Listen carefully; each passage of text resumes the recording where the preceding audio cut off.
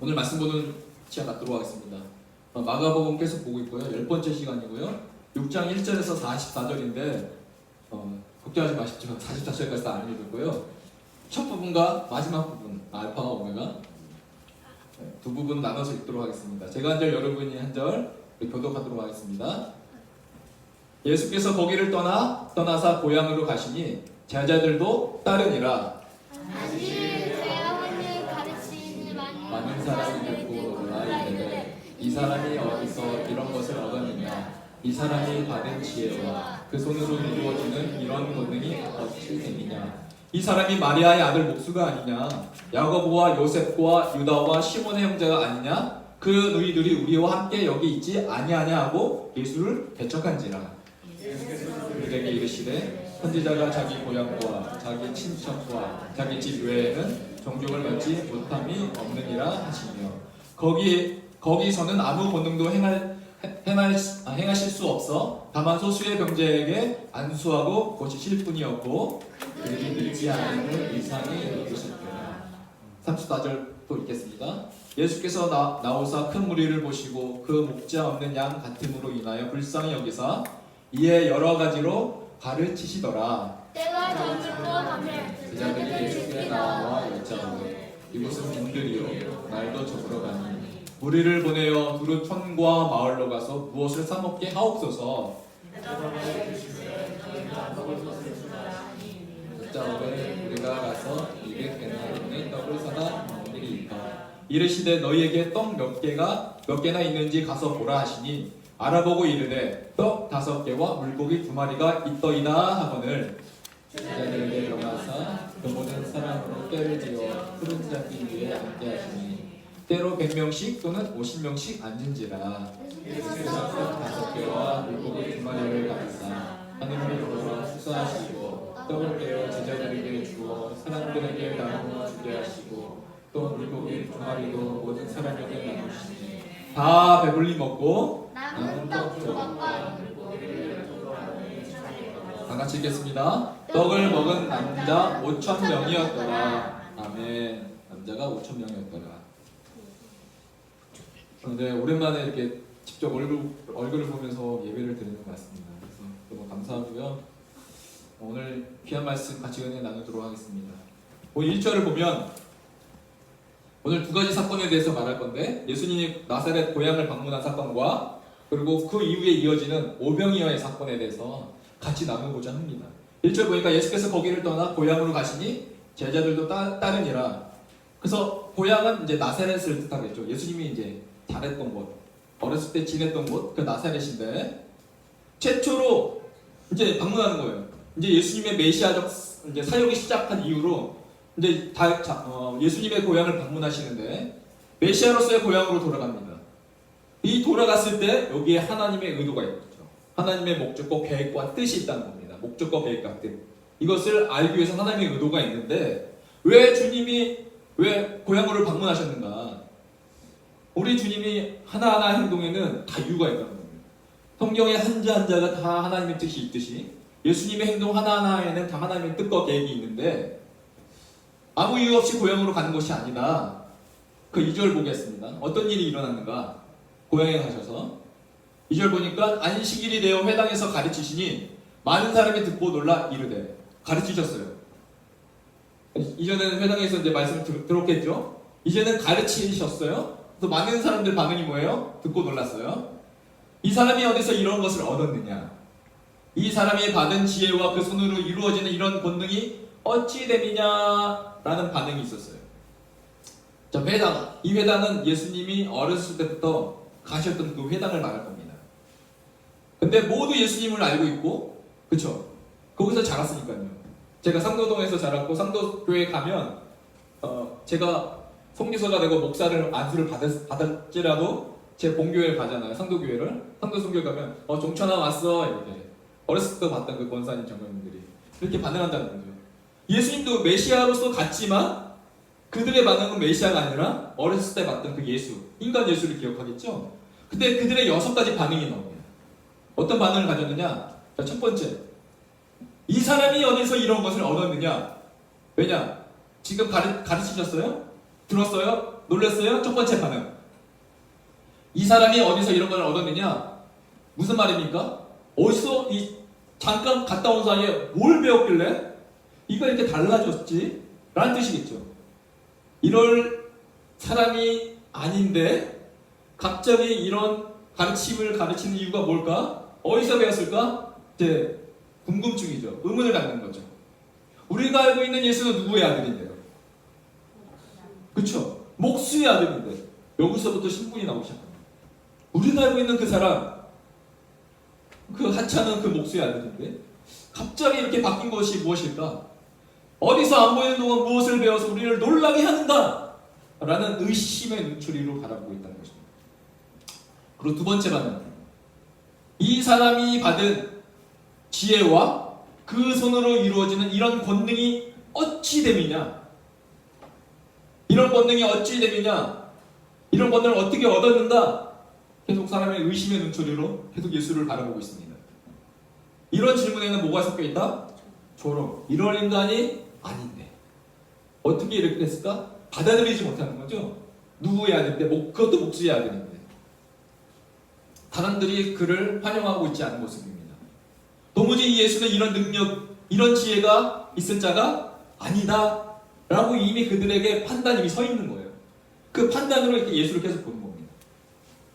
세 번째 반응. 이 사람이 마리아의 아들 목수가 있냐? 여기서 누구의 아들이라고 나와 있어요? 마리아. 그쵸? 예수의 아버지일까요? 어머니일까요? 어머니죠.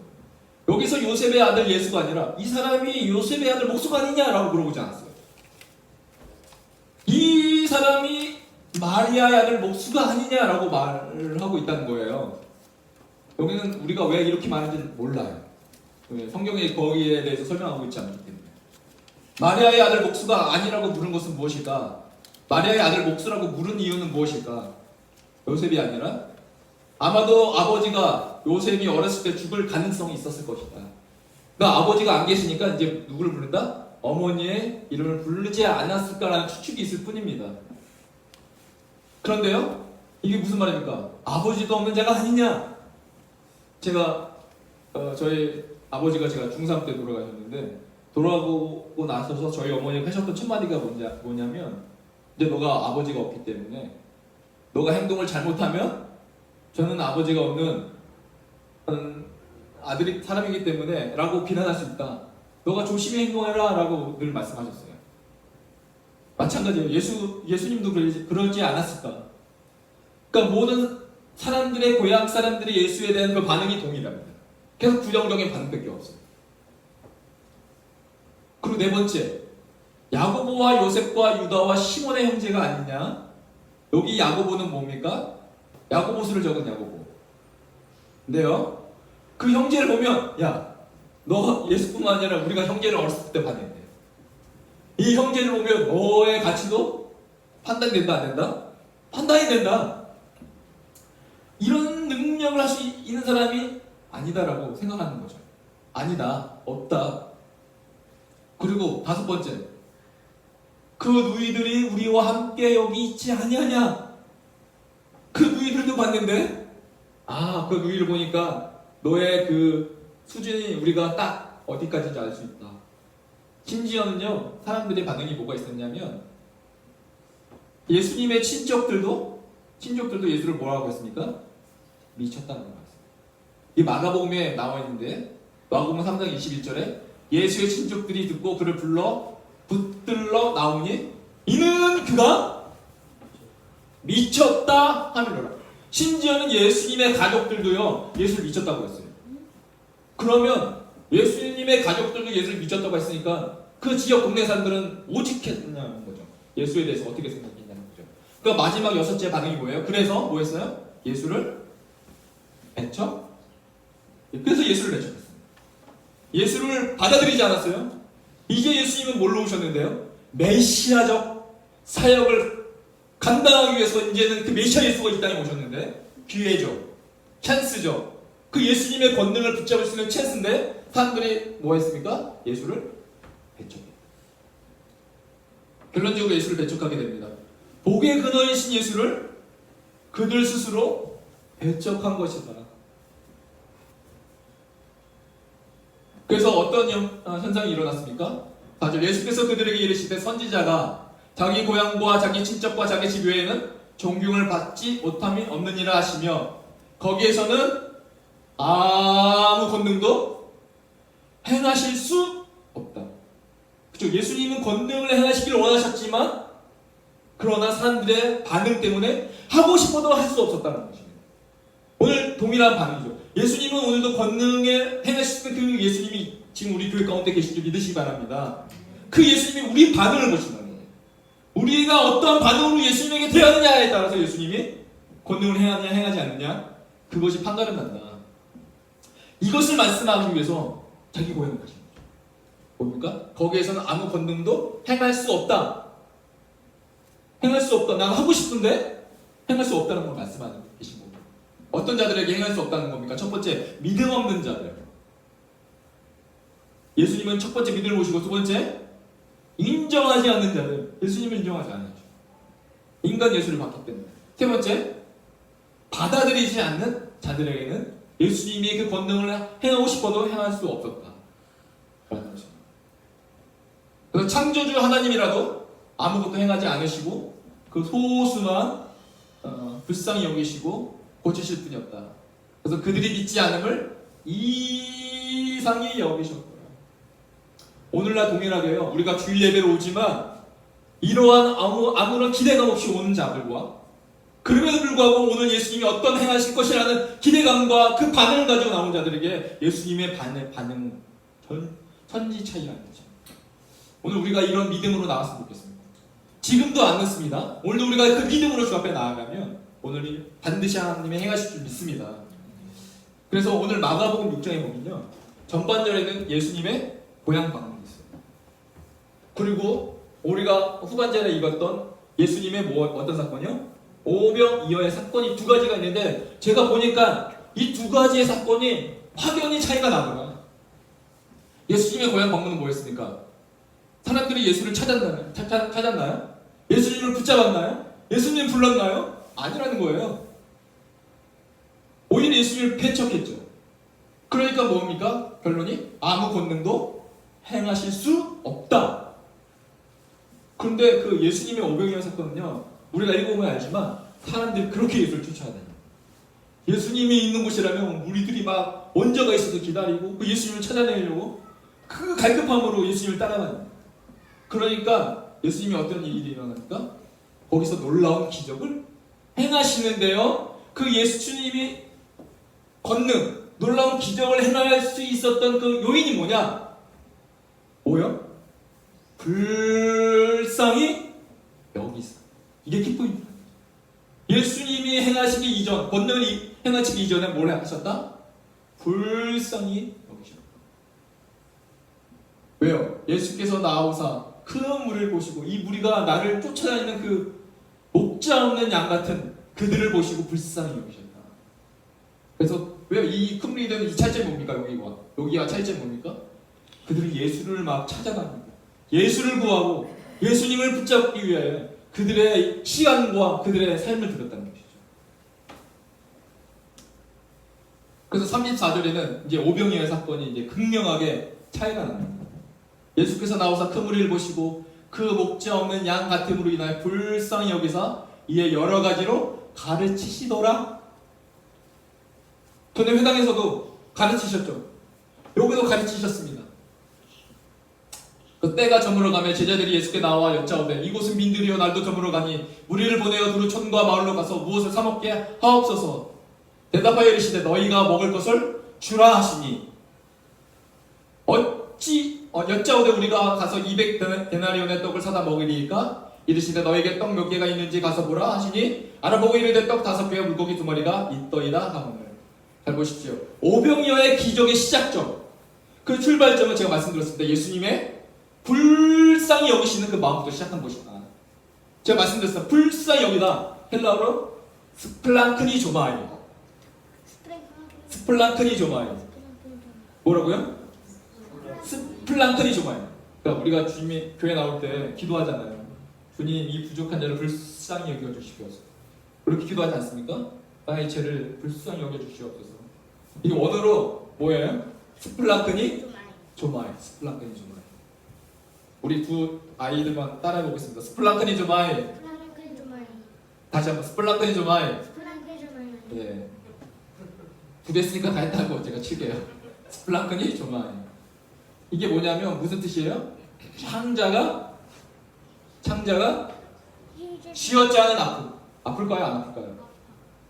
이와 같은 고통이 없다고 말하죠. 창자가 주님이요 자기를 향해서 따라다니는 그 무리를 보시고 목자는 양같이 보시고 뭘 먼저 여기셨어요? 창자가 쥐었다는 아픔을 먼저 가셨다. 그들의 고통을 같이 겪으셨다. 이게 진정한 리더 아니겠습니까? 진정한 리더가 누구예요? 그 백성의 마음을 같이 동일하게 아파할 수 있는 자. 그게 진정한 리더 아니겠습니까? 오늘 주님이 권능 행하시기 이전에 그들의 삶을 보시고 같은 마음으로 아파하셨다. 불쌍히 여기시고 우리가 목이 꼿꼿해서 고든 백성이 돼서 주 앞에 나오면 주님이 어떠한 기적과 놀라운 일을 행하실까요? 아니라는 겁니다. 하나님 나를 불쌍히 여겨달라는 그 간절한 마음을 올 때 주님이 우리가 같은 마음을 가지신다는 것이죠. 왜? 그 목자 없는 양 같은 우리가 너무 불쌍히 여기시는 마음 스플랑크니 조마니 하셨다. 오늘도 오병이의 기적의 주인공이 되고자 한다면 오늘 예상 가운데도 놀라운 역사가 일어나는 그 주인공이 되고자 한다면 하나님 나를 불쌍히 여겨주시옵소서 간절히 기도해야 된다는 것입니다. 그래서 오병이어의 기적은 세 가지의 부정적인 상황에서부터 시작합니다. 어떤 상황이 있었습니까? 세 가지의 부정적인 상황. 첫 번째, 때가 저물어 가며 제자들이 예수께 나와 여짜오되 이곳은 어디입니까? 빈들이요. 첫 번째 오병이어를 주님이 그냥 오병이어를 나누신 곳이 아니라 그 이전에 어떤 상황이냐? 세 가지 부정적인 상황. 첫 번째, 빈들, 에레모스, 장소의 문제가 있었다. 주님이 오병이어 사건 전에 장소의 문제. 내가 해결할 수 없는 그 문제가 있었는데 장소의 문제.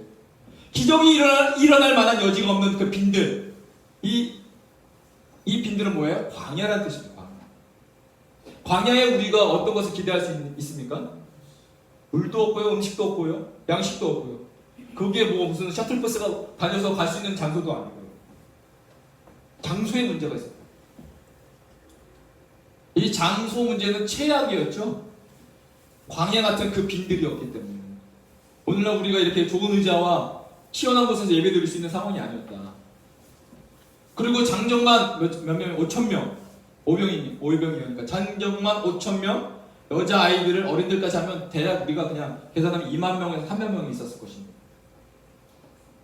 그러니까 먹을 문제가 생기는 거죠. 이스라엘의 광야의 삶도 뭐였습니까? 그들이 불평과 불만을 했던 이유가 뭡니까? 먹을 것, 마실 것. 환경의 문제 중 장소의 문제가 있었는데요. 제가 계산해봤어요. 궁금증이. 이 사람당 김밥을 한 줄씩 주려고 해도 김밥이 한 3,000원. 3,000원이에요. 근데 몇 명이 있어요?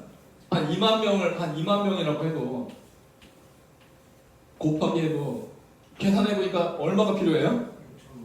네? 계산 빠르시네요. 계산이 빠르세요. 6,000원. 3,000원 곱하기 2만 명은 6천만 원. 만약 3만 명이면 9천만 원. 1억이 필요합니다. 갑자기 내 주머니에서 6천만 원이 나올까요? 할 수 없다는 거죠. 당장 6천만 원이 있어도 내가 돈이 있다고 해도 그걸 살 수 있다 없다? 언제 만들어요? 할 수 없죠. 그 두 번째 문제가 있어요. 이곳은 빈들이요. 두 번째, 날도 저물어간 시간의 문제예요. 폴리스. 시간의 문제가 있어요. 주님을 오병이어 사건 이전에 어떤 문제가 있었냐? 두 번째, 시간의 문제예요. 저물어가는 시간, 이 시간은 붙잡을 수 없는 시간. 창조주 하나님은 하실 수 있지만 우리 인간에게는 시간의 문제가 있다. 장소 문제와 시간의 문제는 뭐예요? 그러니까 절망을 알고 우리의 환경은 우리 절망 가운데 놓여져 있는 그 상황을 보여주고 있습니다.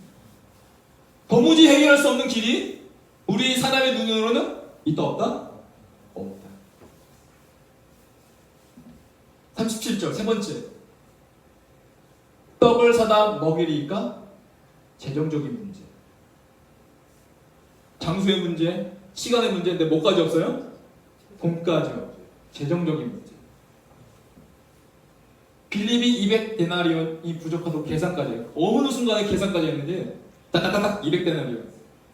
주님한테 내라는 소리인가요? 부족합니다. 그 돈도 없어요. 이 세 가지 부정적인 문제 속에 오늘 우리가 이 땅 가운데 살아가고 있다. 잘 돌이켜보면 우리 가운데 장소의 문제가 있어요. 그리고 시간의 문제가 있어요. 그리고 재정의 문제가 있어요.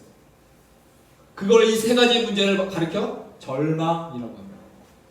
이 그때 장소, 시간, 재정의 문제가 일어날 수가 있는데요. 즉 오늘 이 상황은 희망이 없음을 보여주고 있다. 그러나 저는 말하고 싶습니다. 우리 기독교가 뭐냐? 우리 기독교는 희망이 없을 때 희망을 주는 것이 바로 기독교다. 우리가 7, 80년대 어려울 때 그 기독교가 뭘 줬습니까? 희망을 줬다. 오늘날 동일하게 희망을 찾을 수 있는 곳이 어디냐? 바로 하나님의 교회다. 그래서 주님이 이제 말씀하십니다. 이르시되 너희에게 떡 몇 개가 있는지 가서 보라 하시니 알아보고 이르되 떡 5개와 물고기 2마리가 있더이다 하거늘. 알아보니까 떡 5개 물고기 2마리. 이걸 요한복음에 보면요. 요한복음 6장 9절에 여기에 한 아이가 있어요. 이렇게 드린 게 누구예요? 어린 아이예요. 그런데 이 떡이 어떤 떡입니까? 뭐라고 나왔어요? 보리떡. 우리가 보리떡 생각하면 좋은 내추럴한 좋은 거네라고 생각하지만 우리 옛날 보리고기라고 했잖아요. 이 당시에 이스라엘의 그 보리떡은 어떤 거였느냐? 하찮은 사람들이 먹는 떡이었다는 거죠. 물고기 2마리.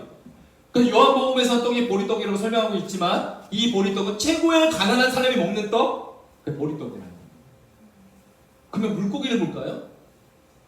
아마도 이 아이가 가져온 떡이 작은 주걱들. 그러니까 어린아이가 줬으니까 어린아이가 떡 한 덩어리에 이만한 거 갖고 오지 않았을 거예요. 자기가 겨우 목질할 수 있는 조그만 떡 가져왔어요. 작은 조각들 5개. 그리고 물고기는 헬라어로 옵사리온. 자, 옵사리온. 옵사리온. 물고기가 이제 종류가 있어요. 헬라어가. 이 요한복음에서는 이 물고기를 옵사리온이라고 합니다. 이 옵사리온이 뭐냐? 아주 작은 물고기를. 근데 이 물고기는 어떤 물고기냐? 어떻게 얻었느냐? 어부들이 가난한 자들, 갈릴리 어부들이 고기를 딱 잡고 가난한 자들을 위해서 잔챙이들을 다 쓸어가지 않습니다. 그 남은 그 잔챙이들. 그러면 그 고기가 이만했을까요?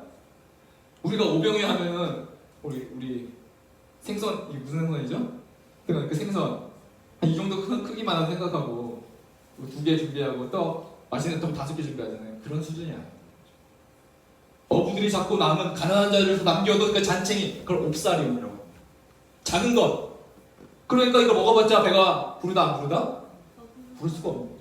그것도 작은 아이를 위한 양식이었다. 우리가 생각한 그런 양이 아니다? 어린 아이의 작은 양의 수준이었다. 그러니까 주님이 그럽니다. 제자들에게 명하사 그 모든 사람으로 때를 지어 푸른 잔디 위에 앉게 하시니 때로 100명씩 또는 50명씩 앉은지라. 질서의 하나님이시죠. 예수께서 떡 5개와 물고기 2마리를 가지사 하늘 우러러 축사하시고 이게 율로게오인데 율로게오 이게 축복하다는 뜻입니다. 하나님이 이 양식을 작은 아이가 드렸던 그 옵사리와 작은 고기 2마리와 작은 보리떡 5개를 뭐 하셨어요? 축복하셨어요. 작은 것. 그 어린아이가 떼어드린 주님께 드린 것을 축복하시고 축사 후 떼어주셨습니다. 그러니까 예수님이 손에 있는 것을 떼어주실 때, 자 보세요. 내 손에 이제 물고기 2마리가 있어요. 그리고 떡이 있어요. 나눠 딱 주었어요. 나눠줄 때 내 손 안에 이 나눠준 것이 있어야 돼요? 없어야 돼요?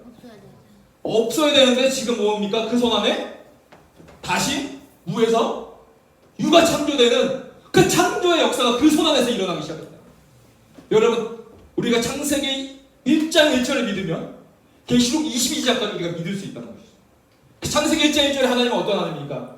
태초에 천지를 창조하신 그 하나님, 그 하나님이 그 창조의 권능을 가지고 오늘 오병의 역사를 가지기 시작하는데, 그 하나님께서 예수 손에서 떡과 물고기가 없어져야 되는데 뭡니까? 주고 나서 보니 또 떡과 물고기가 주님 손 안에 있는 거예요. 근데 여기서 더 놀라운 사실이 뭐냐? 베드로에게 주고 안드로에게 주고 야고보 요한에게 주고 12명에게 딱 나눠줬어요. 제자들이 받아서 이제 100명씩 50명씩 모였으니까 나눠주러 가잖아요. 그런데요, 베드로가 받아가지고 뭐합니까? 이 베드로도 뭐 해야 돼요?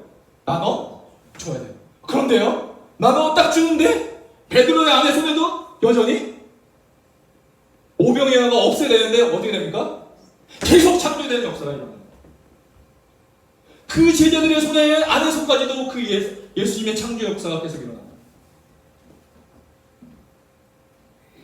떡 하나, 물고기 하나가 있는데 이것을 주고 나면 없어져야 하는데 주고 나면 또는 하나가 새롭게 창조되는 창조의 역사. 놀란 사람이 누굴까요? 받아먹은 그 무리들이 놀랐을까요? 놀랬겠죠. 근데 가장 놀랬던 사람이 누굴까요? 그거를 나눠줬던 예수님의 제자들이 먼저 놀랬다는 거예요. 아니, 내가 어떻게 이런 놀라운 능력을 할 수 있지? 이전에는 제자들이 예수님이 행하셨던 그 일들을 보고 반응이 뭐였어요? 큰 바람과 파도를 잠잠케 하시는 그 예수님을 보고 나서 이 제자들의 반응이 뭐였어요? 이가 누구시기에 이런 권능을 행했습니까? 믿지 않았죠. 그냥 놀라고 끝났죠. 그런데 지금 오늘 이 먼저 제자들이 예수님의 창조의 능력에 동참하고 있습니다. 그런데 그 기적이 언제 멈춰졌죠? 떼는 것을 멈출 때 그 기적도 멈춰졌다. 이전에는 이들이 저분이 누구이시기에 이런 큰 권능을 행하셨을까? 라고 놀라고 말하는데 지금은 예수님의 기적에 뭐합니까? 동참하고 있는 놀라운 역사. 그게 언제가 일어났습니까? 그들이 예수님과 동일하게 떼어줄 때 계속 기적이 일어나는 것이었다. 이게 기독교라는 것입니다. 이것이 기독교의 영원한 법칙이에요. 우리가 왜 순교를 해야 됩니까? 우리가 예수 그리스도의 사랑을 먼저 받았기에 그 받은 사랑을 우리도 떼어주는 겁니다. 그것이 교회의 존재입니다. 교회가요, 선교하지 않고 복음을 전하지 않으면 존재의 이유가 없다는 것입니다. 그래서 힘듦에도 불구하고 오늘날 코로나로 인해 힘듦에도 불구하고 교회는 뭐 해야 된다? 떼어주는 역할을 감당해야 됩니다. 교회의 재정은 나누고 나누면 뭐 됩니까? 채워지는 것이 바로 교회의 놀라운 신비다. 그래서 교회는 뭐 해야 돼요? 떼어주어야 한다. 최근에 어떤 일이 있었냐면, 최근입니다. 갑자기 제가 아는 분이 아니라 저희 어머니 아는 분을 통해서 교회 후원하고 싶다고, 그래서 큰 돈을 후원을 해주셨어요. 딱 받았을 때 기쁘죠. 감사하죠. 그런데 이걸 받고 나서 그 다음날 어떤 일이 있었냐면, 저희 선교사 게스트 훈련을 개항 선교센터를 갔어요. 거기에 안식구한 선교사님들이 많이 계시거든요. 그분들 선교해야겠다. 그래서 과일 박스를 막 사가지고 저기에 없지만 그 재정을 사용해서 선교사님 나눠드리려고 갔었어요. 선교사님들 과일 박스 수고하신다고 나눠드리고 교제하고 있는데 어떤 한 선교사님이 이제 자기 자녀 이제 대학교에 보내게 되었다고, 미국 쪽으로 보내게 되었다고 또 등록금을 위해서 기도해달라고 그러는 거예요. 또 그 소리 듣고 집에 들어왔는데 뭐가 생각났을까요? 그 전에 어떤 한 분이 우리 교회한테 후원한 그 돈이 생각나더라고요. 그래서 아내한테 말해서 지체 없이 우리 교회 상황을 보지 않고 헌금을 딱 했어요, 그분한테. 그래서 자녀 입학금 쓰시라고. 그리고 나서 그 돌아온 뒤에 어떤 일이 일어났느냐, 갑자기 저희가 아는 지인이 예배드리러 딱 오신 거예요. 코로나 이전에 딱 들어오더니 예배드리고 어떻게 오셨어요? 하고 교제하고 그분이 딱 가셨는데, 그분이 헌금을 하고 딱 가셨는데 그분도 선교사님이셨어요. 근데 그분이 선교사님이 헌금하고 가셨는데 제가 받았던 거, 후원했던 거, 그 금액 그대로 그분이 헌금하고 가신 거였어요. 너무 놀랐습니다. 나는 떼어주면 난 없어질 거라고 생각했는데 그런 믿음 없는 저에게도 하나님께서 뭐 하신다? 채우시는 하나님 보이래요. 그러면 제가 어떤 역할을 할까요? 이 교회가 더 큰 떼어짐이 있는 교회로 가야겠다는 하나님의 그 믿음의 체험을 하게 하셨다. 이것이 오늘날 하나님이 세우신 교회의 목적이다. 예수님의 창조의 역사가 언제 나를 통해서 이루어지는가? 예수님의 창조의 역사가 언제 내가 동참할 수 있는가? 한 어린 소년이 들었던 것 같이 떼어줄 때 내가 기적의 주인공. 그래서 저는요, 이 토부교회가 작지만 하나님의 입장에서는 기적의 주인공이 되는 교회 됩니다. 우리 토부교회 이런 기적의 주인공이 되어야 한다. 그래서 저는 그렇게 하길 원합니다. 우리 주면 없어진다고 생각하지만 하나님의 계산은 뭐다? 반대다라는 것입니다. 장소, 시간, 돈의 문제에 출발한, 절망의 문제에서 출발한, 왜 이렇게 저희 교회를 걱정하는 사람이 많은데요? 코로나 시대 괜찮습니까? 너무나 많이 물어보는데 저는요, 웃으면서 괜찮아요. 근데 저 생각하고 웃으면서 제가 괜찮다고 말하지만 한 번 더 꼬아서 괜찮은 건지 괜찮지 않는 건지 모르는, 괜찮습니다, 여러분. 왜요? 저희는 떼어주는 교회이기 때문에. 떼어줄 때 저는 기적을 체험하고 있습니다. 주님이 말씀하셨습니다. 마무리 짓겠습니다. 나는 생명의